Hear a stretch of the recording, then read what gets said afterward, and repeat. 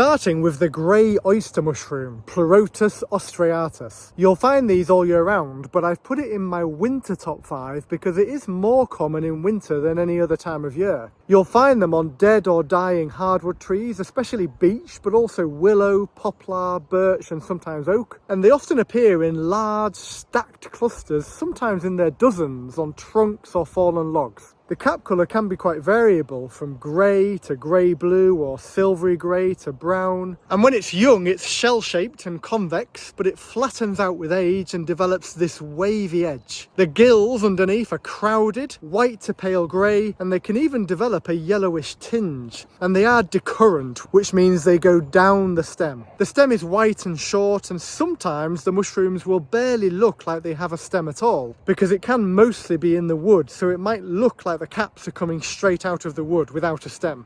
The flesh inside is white and the texture of the mushrooms is quite firm, rubbery, slightly elastic and quite tough, especially in the stem. The smell is mild and pleasantly mushroomy when fresh. And this is one of the most versatile mushrooms in the kitchen. It's excellent for stir fries, risottos, grilling, and it's a great meat substitute because of its texture, which is quite meat-like. As for lookalikes, there is the pale oyster mushroom, Pleurotus pulmonarius, which is a close relative. It's generally lighter in colour and more common during the warmer months, but it can appear all year round. But it's safe anyway, so not a worry. Then there's some of what we call oysterlings. These can look at first glance quite similar to oyster mushrooms, and some can be considered either inedible, of dubious edibility, or potentially toxic, so they're best avoided. But here's the good news, they're much smaller, never exceeding 4 centimeters across in width. So stick to picking oyster mushrooms with a cap width more than 4 centimeters wide, and you will avoid all oysterlings by default. A more serious toxic lookalike is angel wings. Believe it or not, it was once considered edible, but it is potentially fatal, especially for those with kidney issues, it seems.